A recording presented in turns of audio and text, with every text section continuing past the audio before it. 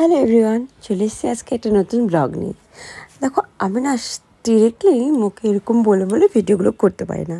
হ্যাঁ, ইউটিউব চ্যানেলটা আমার অনেক নতুন, তাই অতটাও গ্রো হয়ে পারিনি। তো যাই হোক, ভিডিও এক জায়গায় করলে সব রকমভাবে সব জায়গায় ছাড়া যায়। তো আজকে হলো সানডে। তো সানডের দিনই জন্য শনিবার দিন মতলব আগের দিন হচ্ছে তার সব কিছু চলছে অ্যারেঞ্জমেন্ট যে পরের দিন কী হবে। সানডে রবিবারে একটা বেলা আমার হাজব্যান্ড বাড়িতে থাকে, তো সে না ইডলি খেতে খুব ভালোবাসে। তো তার জন্যই বাড়িতে এসে যোগাযোগ করা। আগের দিনকেই আমি বাটারটা তৈরি করে রেখেছিলাম, আর যেহেতু ইডলি আমি কখনো করিনি আগে, তাই আমি আর ভয়তে রিস্ক নিলাম না। বাট হ্যাঁ, আমার শাশুড়ি মা পারে, আমি যেটুকু পারি সেটুকু আমি করে দিয়েছি, যেটা হচ্ছে খুব ভালো করে পেস্ট করা। তো সেটা হয়ে গেছে। তো আমরা ইডলি করতে যেটা লাগে সেটা হচ্ছে আতপ চাল আর বিউলির ডাল, আমরা সবাই জানি। আর যেটা মেন হচ্ছে বেকিং সোডা, ওটা দিলে ফুলে ফেঁপে ওঠে। আর দেখো, চাটনি করার জন্য না আমি এখানে বাদামি চাটনি করার জন্য আমি বাদামটাকে আগের দিন ভিজিয়ে রেখেছিলাম, তো সেটাকে গ্রাইন্ডারে মিক্স করে নিয়েছি। তো বাদামি চাটনিতে না পড়েছিল কারি পাতা, যেটা মানে যেহেতু এটা সাউথ খাবার, কারি পাতা তো দিতেই হবে। আর সঙ্গে ছিল তেঁতুল, তেঁতুলের গোলা, আর দেওয়া হয়েছিল ওর সঙ্গে সরিষা ফোড়ন।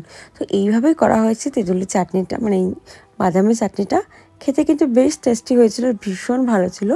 আর দেখো, ইডলি এখানে অলরেডি উঠে যাচ্ছে। তো শাশুড়ি মা আমাকে প্রথমবার দেখিয়েছে, আর নেক্সট টাইমগুলো আমি ওগুলো তুলবো।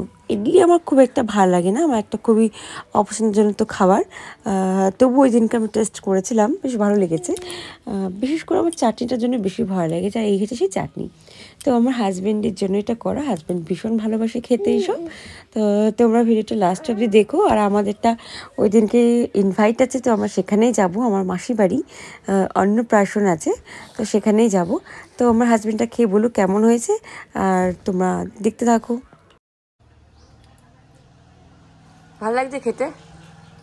টেস্টি মামাম, মামাম টেস্টি। ইয়া ইয়া বেবি ইয়া।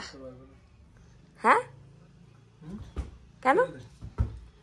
দেখতে দেখতে সারাদিন কেটে গেল। আর ভিডিও এডিট করা, তো এত দিন পরে ভিডিও এডিট করছি আমি গাইজ, বিশ্বাস করো। অনেকদিন পরে আমি ভিডিও এডিট করছি, আর বড় ভিডিও অনেকদিন পরেই ছাড়ছি।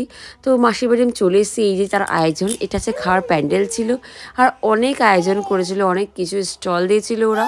হ্যাঁ, তো স্টলের মধ্যে কিছু কিছু জায়গা আমি ভিডিও করতে পেরেছি, যেটা তোমাদের সঙ্গে আমি শেয়ার করছি। দেখো, মকটেল কাউন্টার, আইসক্রিম, পান, জিলাপি, পাপড়ি চাট, ফুচকা, চিকেন রেশমি কাবাব, তারপর দই বড়া, কী বলে মশলা চায়, মানে অনেক তান্দুরি চায় যেটাকে বলা, বেশ অনেক কাউন্টার ছিল। সত্যি কথা বলতে আমি ভুলেও গেছি। তো আজকের লুকটা তোমরা হচ্ছে আমাকে দেখেছো, আমাকে কেমন লাগছিলো সাজুগুজু করে। আমি মানে জলদি জলদি যেটুকু পেরেছি সেটুকু সেরেছি। তো আজকে এরকমই লোক ছিল। আর এখানে চা খাওয়ার লাইন দেখো ভাই, আমি না একদম চা পছন্দ করি না গাইস, তার জন্য আমি চা খাইনি। কিন্তু চা লাভাররা এখন আমার উপর খুব রেগে যাবে। আর পাপড়ি চাটের কাউন্টার গাইস, আমি তো ভীষণ ভালো খাই পাপড়ি চাট, তো সেখান থেকে একটু টেস্ট করে নিয়েছিলাম। আর এটা হচ্ছে আমার মাসির বাড়ি। তো আজকে এইটুকু আমি ব্লগ করতে পেরেছি, পুরোটা করতে পারিনি। তো টাটা, বাই বাই।